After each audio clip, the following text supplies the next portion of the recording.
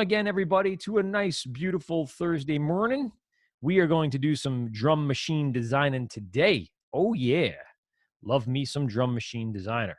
All right. So, what I did promise you yesterday, as I was looking for my samples, I spent some time after class and while I was uploading my YouTube stuff, that I was going to get you some samples that we can program into like the EXS24.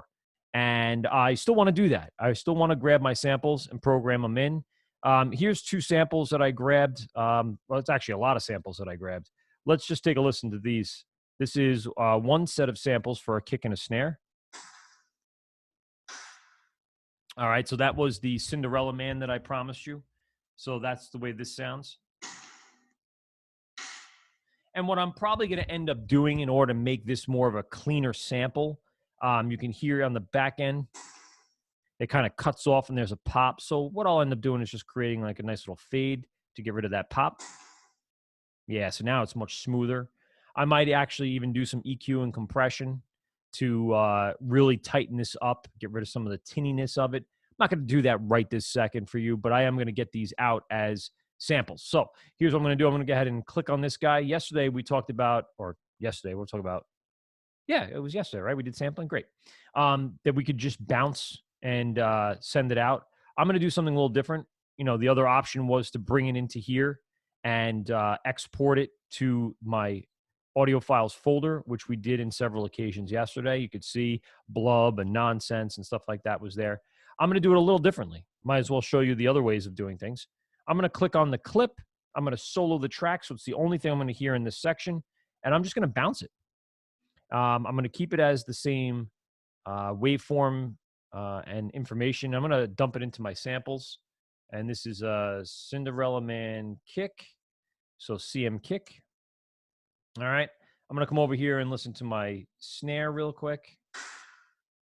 And again, that kind of needs a little bit of a fade out just so it's not as poppy at the end. That's a lot smoother. Again, we'll click on it. So we create a front and back end boundary for the bounce. Command B brings me into my settings. I'll keep the same settings that I had. All right, we'll bounce it out and we'll call this CM snare. Cool. All right, and there's my kick and my snare for Cinderella Man. So that was just quickly, you know, grabbing a couple of samples. What else do I have on here? I have some other types of snares and kicks, samples that where I pulled in from other artists. Let's take a listen to this one. Wow, that's really quick. That's a snare. Excuse me. Woo. I think the little ray of sunshine that cut through my window right here got to me. Bless you. Thank you. I appreciate that. Yeah, so right, I have this little sample, and it's a really quick sample. I don't know if I can use it, but I know I've used it before. Let's see if I can just give it a little breathing room on the front end. And it's just way too quick, I think. I don't think I have much room, and I can't push this out because what happens is I get another kick or a snare. Yeah, I get a didun. So I don't know if I want to include that in there. It's really quick. It's going to sound a little jumpy, but you know what? What the hell? Why don't we just do it anyway? So we'll grab this, we'll bounce this out, and we will call this, it's a TB snare 1, because I think I have another one. So we'll throw that into the sample library. Let's see what this is. Again, another really quick sample. So let's, again, give me my little fade here. So I give it a natural out. I don't know if I like that, but whatever. Like I said, what the hell, might as well. Let's see if there's any room before it. Not really. I could probably put a little bit of a fade on the front end. Let's hear it. Ugh, sounds like garbage. But let's bounce it anyway. You never know what can happen. Could use it for something else, right? We'll do TB kick 1. And there we go. And my last samples that I grabbed yesterday, here's this one. So that's not bad. I don't mind that. Let's, again, get that fade on the back end so it smooths it out. So that sounds like a kick to me. Let me just make sure. Move this sample over and listen to that. Yeah, so there's a snare. So here's a kick. Cool. All right, that one doesn't sound bad. I actually like that better. Let's see if there's some front end action here that I can lead into it a little bit. So I'll do a little bit of a fade up so it's a little smoother. Yeah, like that. That's perfect. Dry, flat. Let's get it. All right. So we'll do a little TT, make sure I have my pointer tool, select my clip. We'll bounce this guy out. We'll call this one TB Kick 2. And then finally, let's take a listen to that snare again. All right. Again, we want to have a little bit of a fade out here. Let's see if there's any lead room I can play with. Not really. So we'll just leave it at that. Again, select it, create my bounds, Command B, and then hit OK. And this one's going to be TB Snare 2. Snare 2. There we go. And this is just giving me a wide variety of different samples that I can use. Once I have that done, I can actually dump my canvas. I don't need this anymore, those tracks whatsoever. So, and let's hide this while we're at it. Let's start a new track as we did yesterday. And yesterday, what we did is start Software Instrument. By the way, I don't know if you guys were watching closely enough yesterday, but when I started a new Software Instrument track, my personal default was empty channel strip. Now, you could change it right here. You don't have to wait till you start a new track and go into the library and all that other good stuff. You can actually kind of take one less step here by right off the bat initiating what kind of instrument you'd like to put in here. So I'm going to go ahead and drop down to the sampler. I'm going to throw it in there as a stereo. And looks good. We'll create that track right off the bat. So right away, I have the EXS-24 built into my channel strip. And look, there are some EXS-24 specific instruments in your library. So it actually narrows it down really quick for you. So you don't have to go through that entire list looking for an EXS-24 software instrument.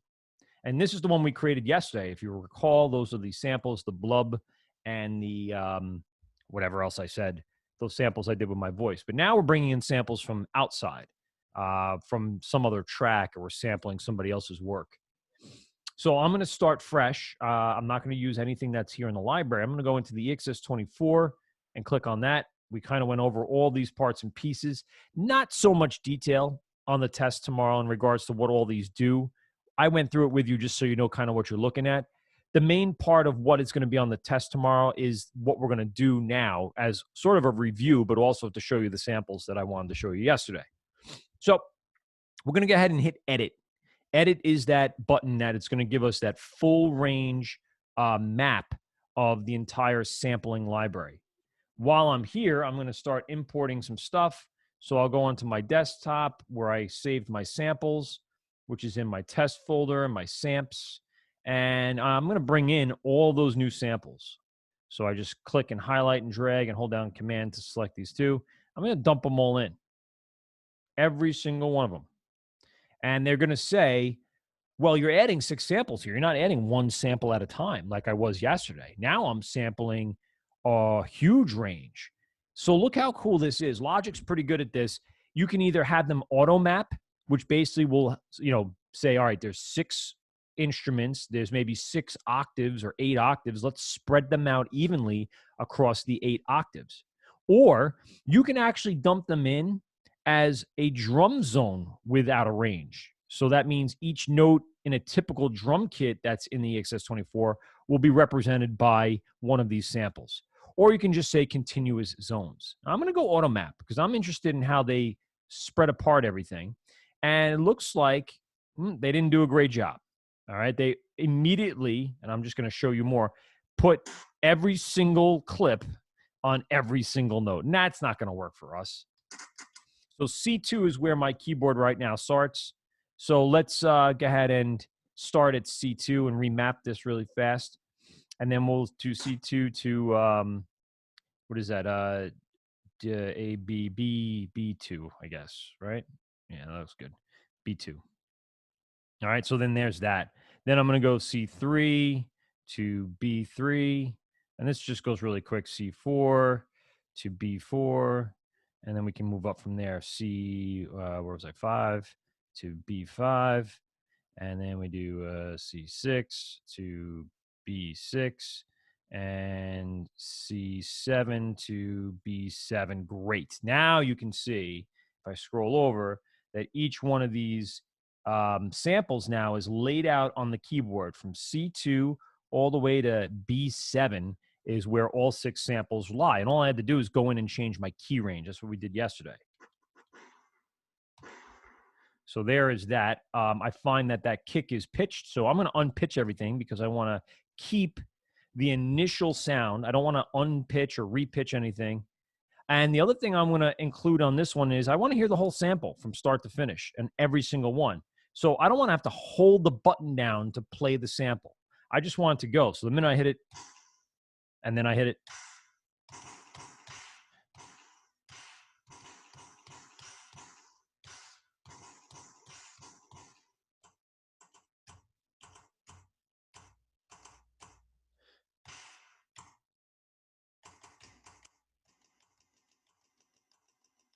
those are 2 kicks. Let's move it up here.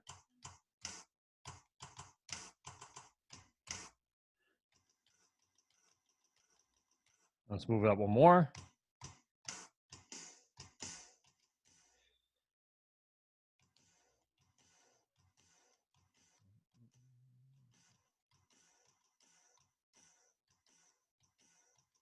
So you see, I've laid it out so I can actually access more than one sample now throughout. And you'd actually shrink this entire range down. Again, we looked at it yesterday. This mapping part over here allows you then to click on it and trim it down just like you were trimming down audio clips in the edit window. So I could actually just, shrink them down to 3 note or 4 note values to make it easy for me to access all of them within a 2 or 3 octave range, because since we're not pitching it, I do not really need a huge octave range. I just need it to be within the range that my keyboard can access. And this little mini keyboard that I've been using can't access multiple octaves at any one time. So I'm just going to shrink down the range back to C2. So let's go back here.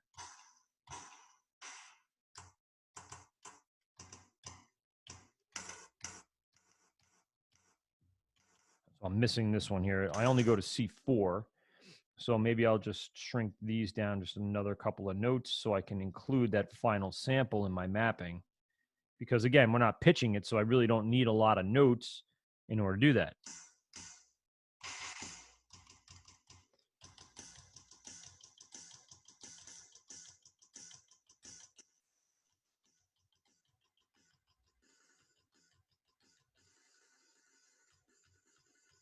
So you see, I have all the samples now laid out the way I want them. I can access my really heavy kick and snare.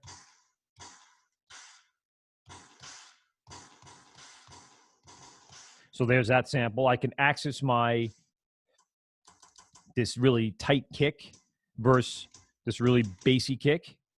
I can access my really tight short snare. So those would really sound like gunshots. And then I got my longer snare that has a little more, resonance in it.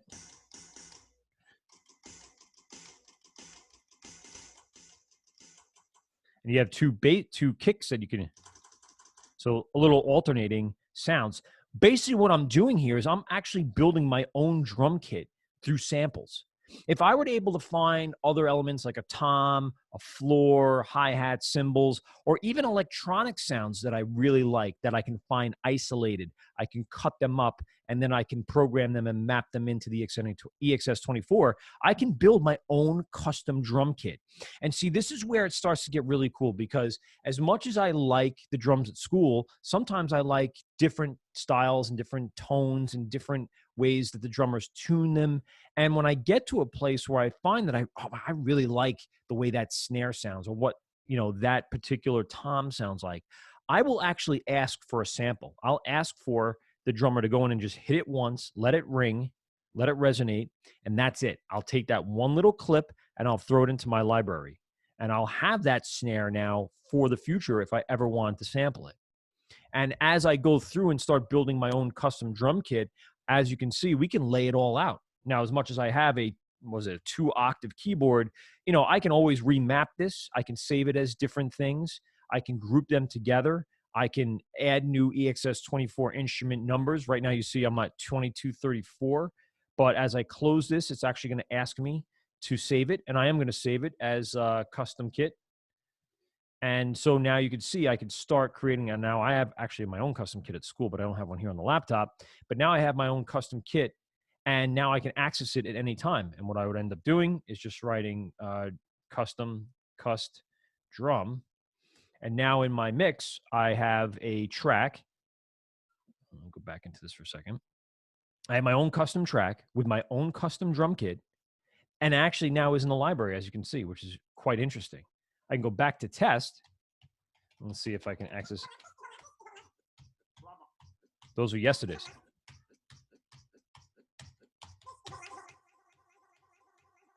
So yeah, this was yesterday's EXS24. So it saved the data, it saved the audio files, it saved the layout and the mapping, as you can see here if we go back into it. And now it becomes a custom kit in your library that you can access at any time. Say, look, it's all there. And if I wanted to go back to my drums again or have another track, then I got my drums back.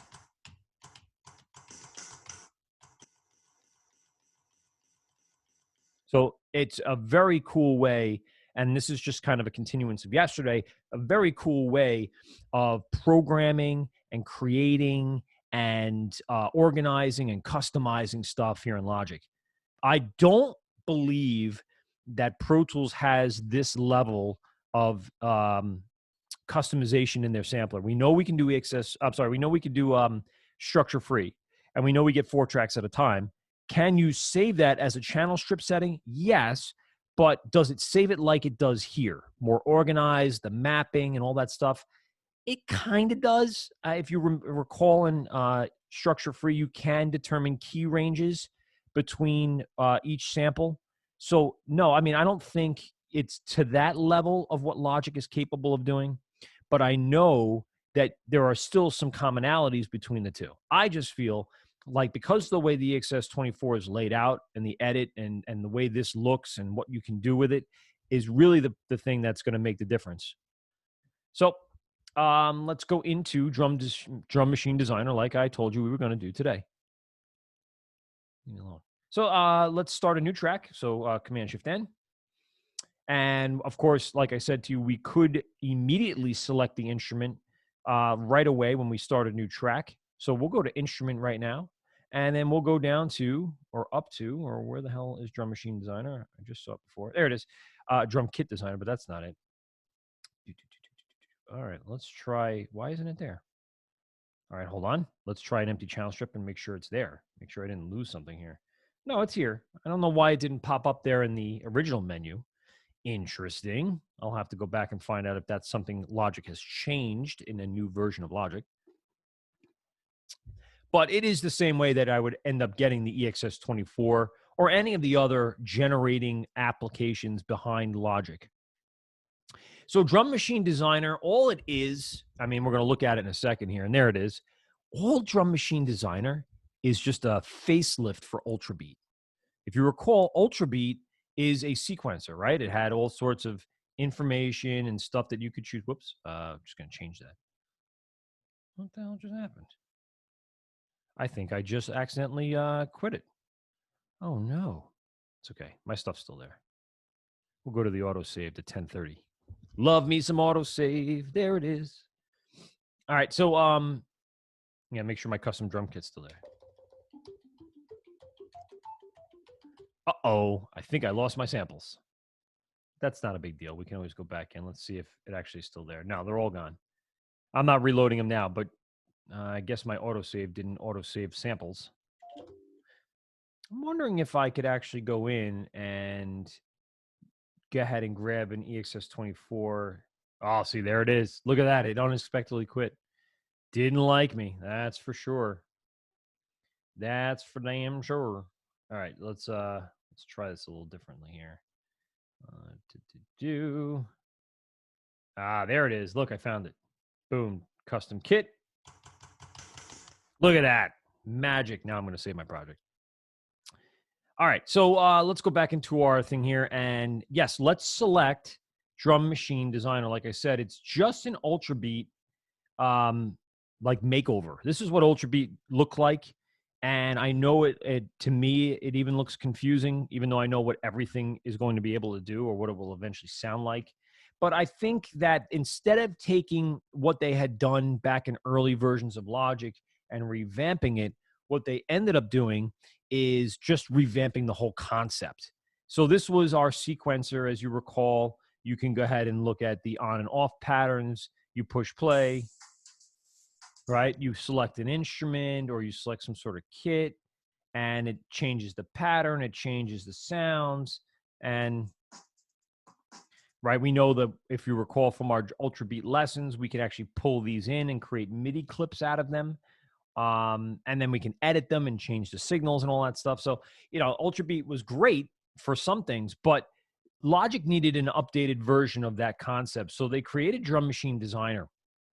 And now this is basically Ultra Beat, just looking a little different. If I push play here or if I hit some notes on my keyboard, I'll be able to get some of my signals to play through. And let me just move over to here, see what's triggering things here.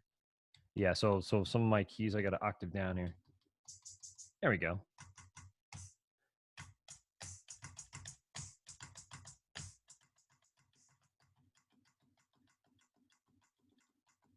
So yeah, you get the concept. It's basically the same concept as Ultra Beat. We have MIDI trigger notes. We got generated signals coming from some sort of library, and that library is exactly the same library as Ultra Beat. You could see that things like Big Room as a name would also be available to you over in the library. We can change what's here. So let's say I went back down to Trapdoor.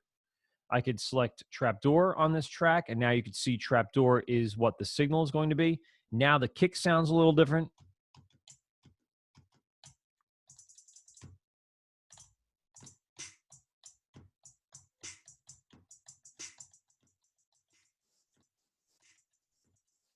Right? So you get the concept. But the great thing about this, let's say, organization part is that it also is giving you its mixing capability here a little differently rather than using faders and all that other stuff. And it also is giving you your effects, which in the other one look like, I always say it looks like Iron Man's chess piece, right? It's like all this um, dials and lights and buttons and weird looking sine waves. And if you're not exactly comfortable working in that environment at this time, then you might want to end up going over to Drum Machine Designer because it basically lists things a little easier, right? High cut filters, low cut filters. We kind of know what they are, right? We can cut frequencies above a certain frequency range. We can cut frequencies below a certain frequency range.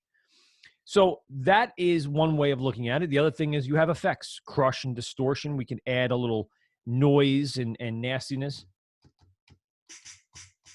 So that's stuff you can do using the effects here.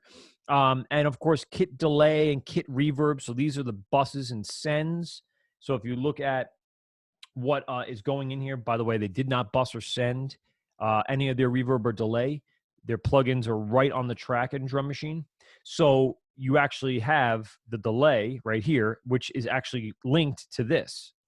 So what you're actually looking at, if you think of it in broader terms here, is that Drum Machine Designer actually incorporates other things like smart controls into its interface application. It simplified the view at the top for for Ultra Beat. It simplified the concept of Ultra Beat down in the mixer, and it simplified the effects by basically incorporating smart controls into the entire interface. It actually is a really good way of organizing things. They took concepts and ideas that have been around for a long time and built them into one centralized location. And again, you can use the library to go ahead and pick what you want. Now, I'm going to go ahead and pick an empty kit because at this point, what the heck's going on? I can push things, but nothing's happening. So here's where we can start building we can start building on concepts that we want to use. So let's add our own samples to this library. So I'm going to create something here. Oops, no. Go back into empty because now it's actually asking me to customize a kit. And I'll get to that. I don't want to do that just yet. Right, here we go. Empty kit. That's what I was looking for. Come on. Any day now. it doesn't want to play nice now. I know I pushed too many buttons at once. Drum Machine Designer. Snapback. Okay, and now I want to do empty kit. There we go. Okay. So in order for me to get a signal into this, I need to either A, import it like a sample like we were using before in the EXS24, or I can choose from the huge list of kicks, individual kicks from individual libraries to use. Now, I could actually always go in and add my samples to this library if you like to look at it in terms of a library. But let's see how we can add our samples to this. Can I drag and drop this kick, this particular kick, into this area? Let's see what I can do. Look at that. Wow. So now that I have my own sample built into this empty electronic kit, this is not using the EXS24. This is not mapping. This is basically building your own drum kit. So let's do some stuff to it, right? I mean, that's the great thing about each and every one of these samples is that now Drum Machine Designer, or DMD, allows you to now mix and change, use a pitch, attack, volume. I could pitch this down, right? I can actually change the attack.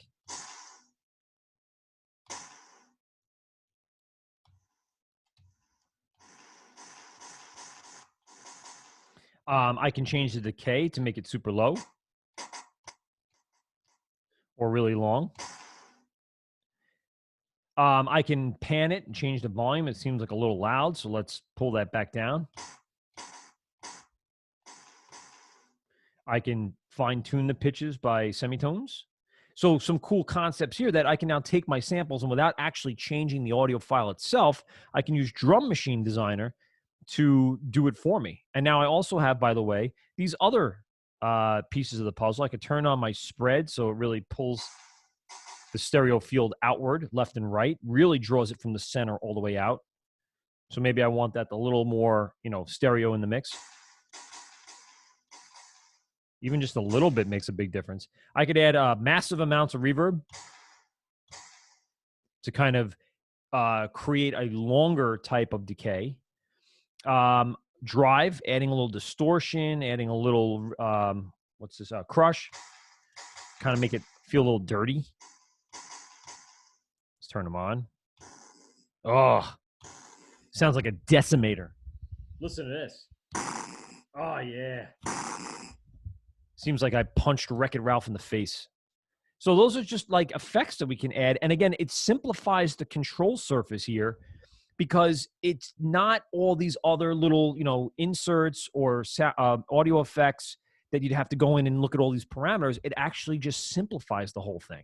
Again, making Logic one of those applications that if you want it to be very detailed and very customizable, you can. And if you're not quite comfortable with that at the point in time of your engineering career, you can actually simplify your whole layout. Let's add in my kick. I want my kick to be on D1.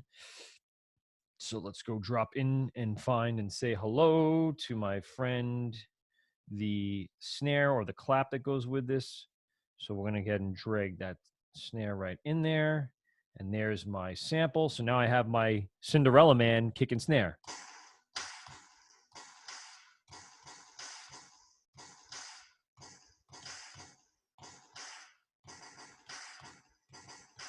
So it's a little different than EXS24, not as much, detail in the mapping. I only get one note for each thing, but we're creating a drum kit. That's the whole point. We're creating an entire drum machine as opposed to mapping out a whole multiple samples or stuff like that. Now, again, if I wanted to move on up, I can actually go up to the next octave and build my next kit, maybe using, and I forget which one was better. I think 2 was better here. So we'll go ahead and drop kick on 2. And what was this? This is D2. So we'll come over and drop this snare on D2. So now I should have a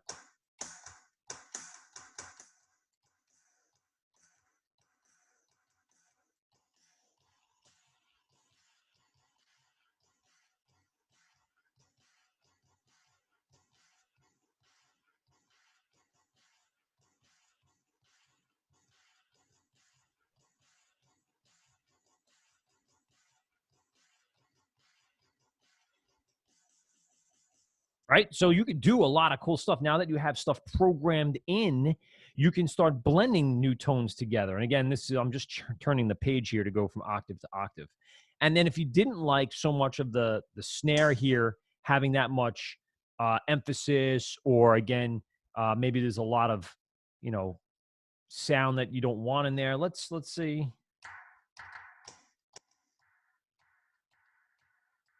So that's the same snare sample. I'm just cutting down the filtering, so it's only within a certain range.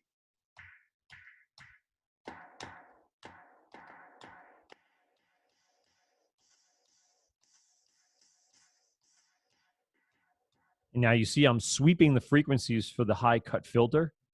And believe it or not, guess what? You can automate that too. So if I played then I can actually go in post-production and sweep that so it ends up doing this.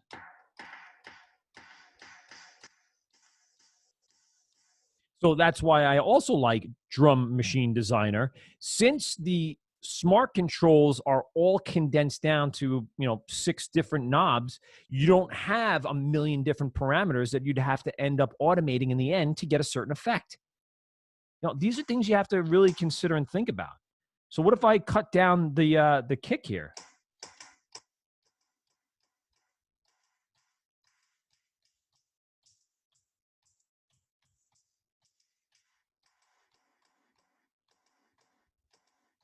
Well, let's say I only wanted it in a range of 56 to, let's say, 500.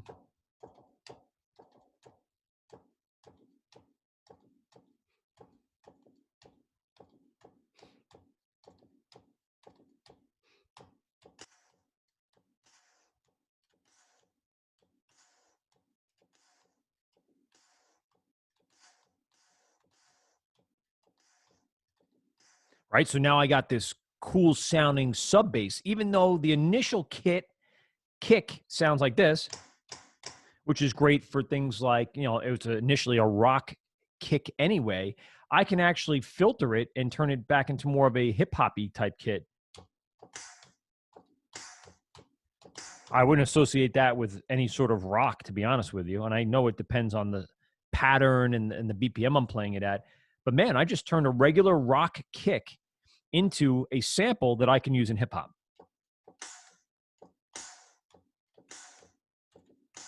Or I can turn my snare into a really crazy, like hi-hat. Let's see if I can just push my samples. Right? That's more of a hi-hat cymbal type. And all I did was change a couple of filters, and I'm able to change my entire sample. And this is, again, why I really do like this, because it's very simple. Now I'll just turn these back to what they're supposed to be. There we go.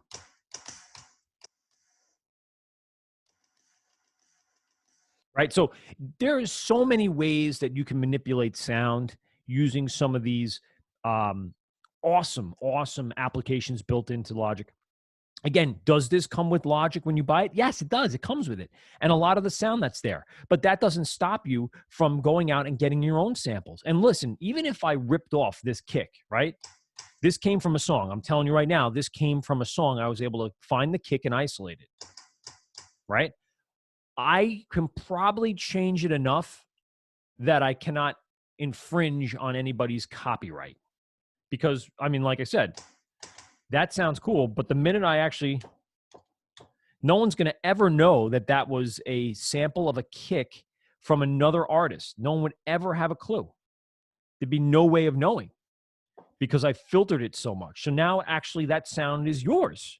You've changed it so much that now that's your sample for whatever you need it for. You probably have to change the snare a little bit so you don't infringe on anybody's copyright. But the answer is yes, you could do that. Maybe I'd spread it. Maybe I'd throw a little reverb on it. Maybe I would kind of cut down the filter on the snare here so it's not as high frequency. Right? So now that's more of the range that I'm looking for. And they are, you cannot tell what the original sample was at all. And now they're programmed in. And now I can go ahead and go into my track. I can go ahead and hit record. And now I can record. And you know what? I'll put on my my count in is good. And let's see, record. All right.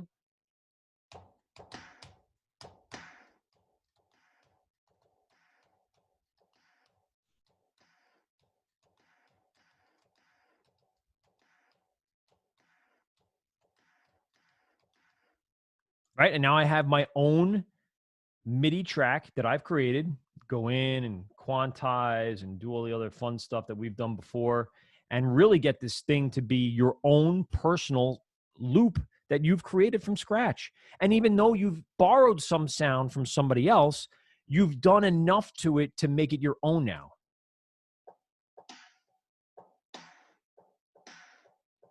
All right. Well, it sounds a little off because I didn't line everything up, but here.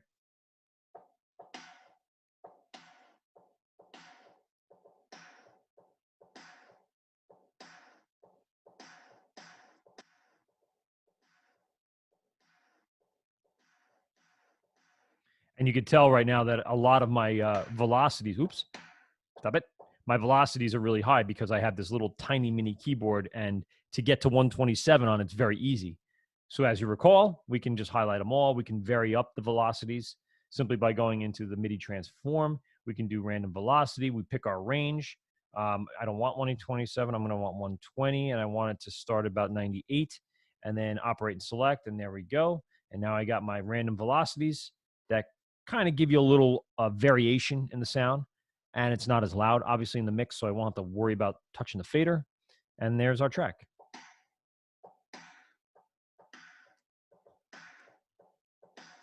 All right, and now I also have my custom kit too, that I can add other sounds into it if I need to. So between the two types of EXS24 and Drum Machine Designer, you can do a lot of great stuff while starting to build your own libraries. My own library in the EXS24 takes a little more time, takes a little more effort, mapping it all out, getting the key ranges right, knowing if you want to use one shot or not, knowing if you want it to be pitched or not. You know, obviously I would use pitched for tonal things. So if I sampled my friend's piano in his house, I would have to pitch every note above that and below that. But for a drum kit, you really don't want to pitch it too much because you want that natural sound to be there. What I recommend then, if you're doing that, is going into Drum Machine Designer and using the filtering instead of pitching, using filtering to kind of isolate a range of frequencies that particular instrument will fall into. And it does change it enough that you then won't start encroaching on people's copyright. And that's really the big thing. Sampling, as great as it is all good until you start,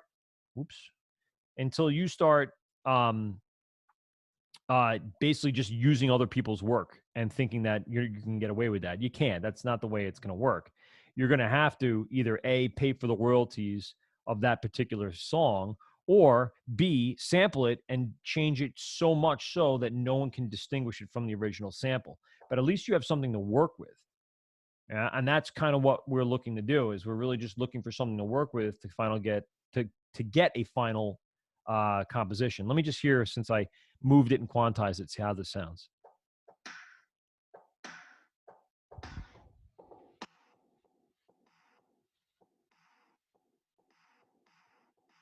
Yeah, so I was quantizing at a 1/16th, and because I was playing faster than the 1/16th, it started moving notes around too much on me. So I backtracked to a 1/32nd, and that actually got me where I want to be. Plus, I then lined it up on the grid, so it made a little more of a difference. All right, so let's take questions first about Drum Machine Designer, and then I will do a quick review of what's going to be on tomorrow's test.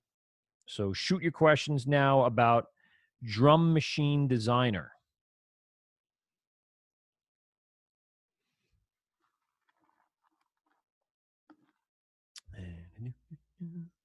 Did Robbie ever make it in here? He did. All right, good. It was sitting in my waiting room for some reason for a while, and now it's gone finally. Just wanted to make sure you made it in there, Bobby. Yeah, nobody has any questions about Drum Machine Designer. Yeah, okay. Yeah, okay.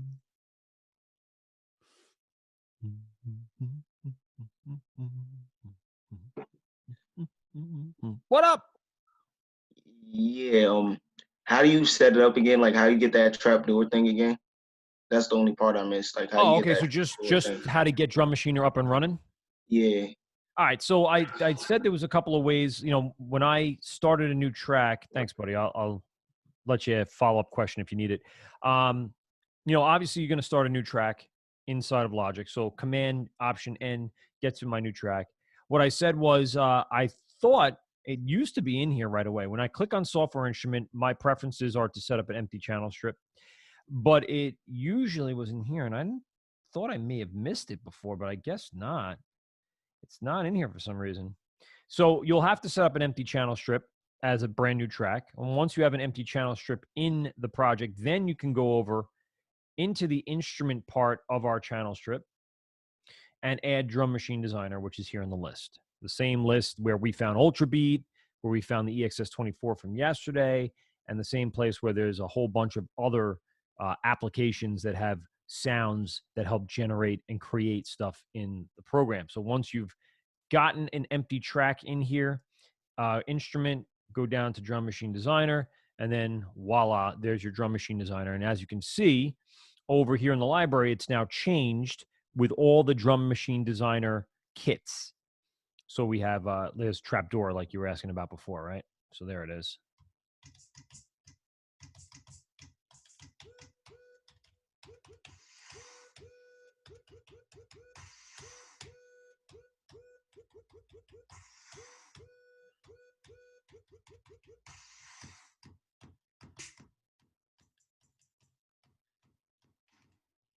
I don't know. There's some stuff there, but that's Trapdoor. And then I said if you want to get your own custom kit built, you would start by using empty kit, which then you could see unleashes all of these signals. And now you can start dragging and dropping files in from your sample library you may have created, like I did. And I'll quickly go over that in my review of how to create a quick sample. But I exported samples myself here, and then I was able to drag and drop them from my sample library directly into Drum Machine Designer, program them where I want them to be, and you're ready to go. You have a follow-up question on that, Isaiah, or anything like that?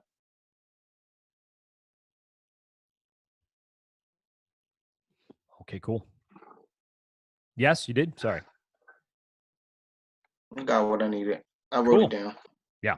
I mean, what I just did is probably the kind of stuff that's going to be on the test tomorrow. So when I do those types of processes of where you can find it and how you go through it, that's the kind of stuff that appears on the test. I don't know if you figured that out by now, but every time I go through a process or a pattern of clicking on something, going into this, showing you where this is, and showing you how to achieve that, that's pretty much the type of stuff that appears on the test. It's functional process stuff.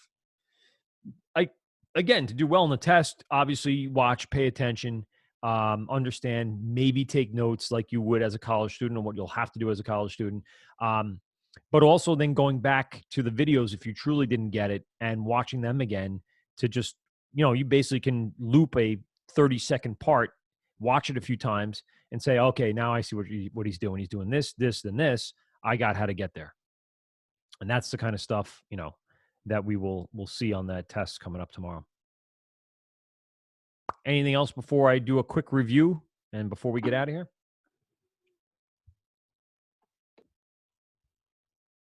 All right, cool. So let's go back again to the very beginning. We did some comping to start off the week. So let's go back to our quick comp, which is right over here. And just to show you what it looks like, I'm just going to hide a bunch of stuff because it gives you a good idea. So here it is. What we did, just to kind of explain what you're seeing here, and move this over, is that we put ourselves into cycle recording simply by, and I know I have this pretty big, so we'll go back down to this so you can see more stuff. Cycle recording, you know, allows us to basically record a couple of different times in a row. I don't know why cycle isn't there. It should be there. It's part of my, there it is. So I put myself into cycle. And then I just did a recording over and over and over again on these 4 bars. Every time I did that, a new take was recorded. So these are the 3 takes that I did in that cycle record session. 1, 2, and 3. And I tried to do the same thing over and over, but I know I made mistakes here and there. So what I would do is I go in using the quick swipe tool, which is what this bar is, and I'd click and highlight which sections of each take I'd want. What I did right before that, though, is I colored each take, because coloring the takes now gives you this visual element to editing, being able to see where one take starts and another take ends right here. When I use my quick swipe tool, I'm able to get bits and pieces of each thing selected and brought into the final comp. The final comp rests here at the top. I also have the quick swipe tool every time I create a border, creating me a crossfade. So it gives me this really nice, smooth transition from one take to the next. Now, when you're done with your comp, there's so many things you can do. We looked at this menu. We can duplicate, rename, delete, flatten and merge, export, move inactive, unpack it to new tracks, and unpack it to track alternatives. We went through that whole process. We went through every single one of those things and showed you what the result is. Please make sure, if you don't get all that information from the notes, that you have to go back and watch that video, because there are questions about things like flattening versus flattening and merging, unpacking or unpacking to new tracks. What is a track alternative? These are things that we went through in that lesson. Those are the things that'll be on the test. Also, you can switch out from being in quick swipe tool by simply hitting this. And now I'm back into standard tools. As you can see, I can go in and mute and fade and change and marquee and flex and stuff like that. So if you had a comp that needed to be flexed, you can do that. Don't be afraid that I'm in here and I can't flex my tracks because every time I move over them, I have a quick swipe tool. No. Just get yourself out of quick swipe mode, and now you're back into standard editing mode. Now, when I hit this arrow, it reduces all of my tracks. They're still there. They didn't go anywhere. It's just you don't want to view that all day and all the time. So we just decompress or reduce the size of the track, but you could still see that there's edits made here and back here. And you're seeing is one big blue track. But again, that comping window, the packed take folder, which is what it's called. This is a packed take folder. I have multiple takes packed into one. I have a final comp. That's what comping is. And I have my quick swipe tool, which is the tool that allows me to change the borders from take to take, which parts of which take I'm going to use. So those are the types of questions that'll be on the test for comping and quick swiping, as well as possibly the idea of flattening and merging versus unpacking in new tracks. So then on Tuesday, we did talk about flexing. All right. We did a lot of cool stuff with the flex tool. And you know what? I'll put on flexing right now. And you could see that we did talk about being able to, and I just actually flex this comp, if you can see that. And we did talk about the flex time modes. Now, this is going to be on the test. Why do I use monophonic? Well, because I have a single voice or instrument that doesn't play chords. Lead guitar, it's note by note, but not chords.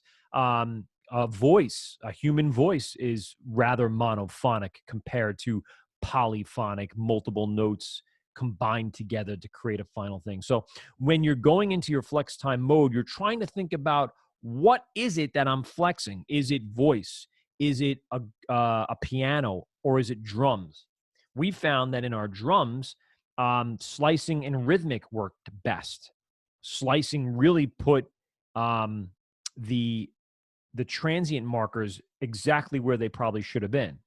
Rhythmic did a really good job as well. There was 1 or 2 things here and there that were off, but it did a very good job. When we play a piano with a microphone, or when we play a guitar, a rhythm guitar, we want to really select polyphonic, because the algorithm that's used to analyze the audio really gives you a better reading when you select the right flex time. So these 4 flex times, monophonic, slicing, rhythmic, and polyphonic, have very specific purposes, and you're going to select them based upon what type of track is here. Then the other 2 flex times had to do more of like effect-based stuff. We're still able to move and create, let's say, space and size and time, but with that also comes pitch. And so in regular flex time, you're just changing speed without changing pitch.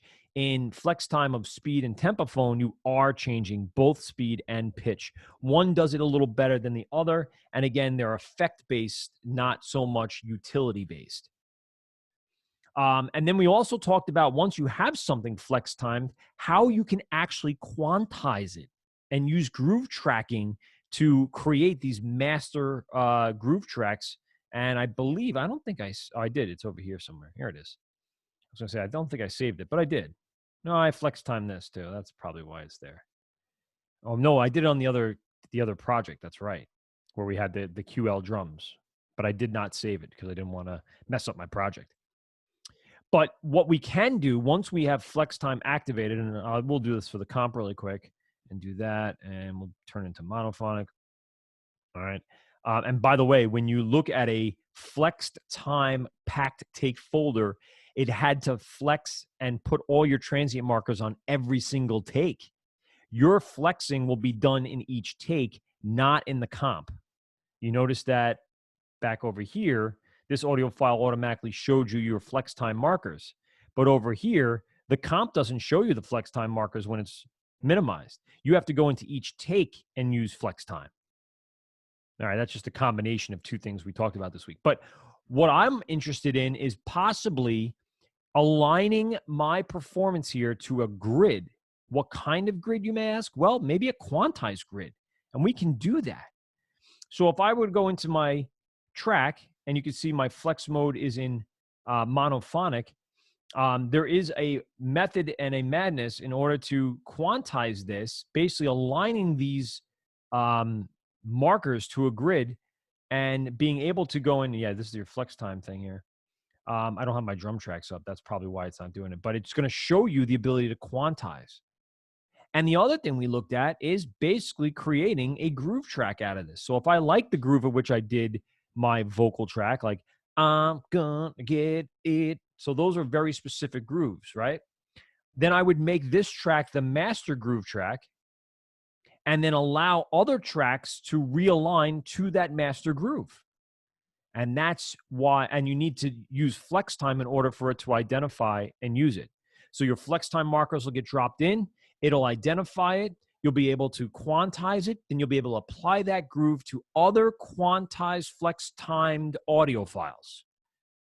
So it's basically, in the end, treating audio like MIDI. We also jumped in and talked a little bit about MIDI effects yesterday and the ability to use our EXS24, which we did a bunch of review of that today, but I do want to just show you one other thing besides that. And I'm going to pick something different really fast because the piano was a good way of showing you that. And we'll pick the Yamaha really fast and just make sure I get sound of that. And it's not all the way up to par here, so...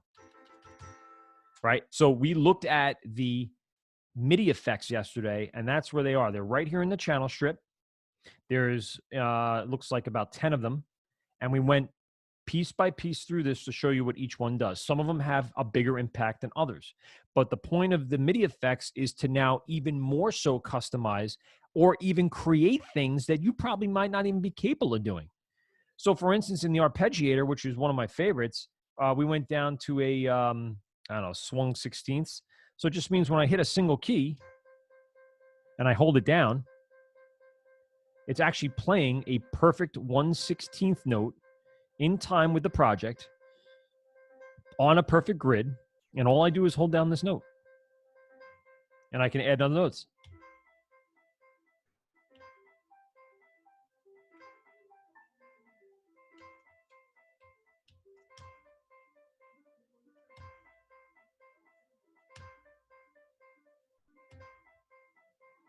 Right? I didn't have to perform that. It sounds pretty good with me just holding down notes. So again, things that you can utilize in your projects to create more creative, customized mixes. And then, of course, today's Drum Machine Designer. So everything that I just went through today will be on the test tomorrow. Again, I'll leave the review in the YouTube video today. And make sure you go back, you look at the notes, you watch the videos with the notes in front of you, you listen back to the lessons, you actually try. If you try to understand all this information, you will 100% do better on the tests tomorrow. And again, I gave you the full week, quote unquote, off with no new projects. I did get some in, but I anticipate a lot more coming in within the next few days. So please make sure that you're finishing up any past work you might have not done to date. It's extremely important that this grade book look a lot more filled out than it does. Right now, it doesn't look all that great. A lot of missings. And as you can see, there are people that are doing everything. So don't be one of those people that isn't doing everything. I thank you for joining me today. Get a lot of work done in the next 48 hours. Remember now, a lot of people have eyes on you and eyes on the class. So do your best. Do what you can do to be the highest ranking person in this grade book. Check the stream today and tomorrow as new things will be posted. And we will catch you guys tomorrow for the test starting at 10 a.m. I'll do another quick review right before it. All right. Any questions? Email me throughout the day. I have my email open on my laptop all day long. I will see you guys tomorrow at 10 a.m. Enjoy your day. Have a good one. Later.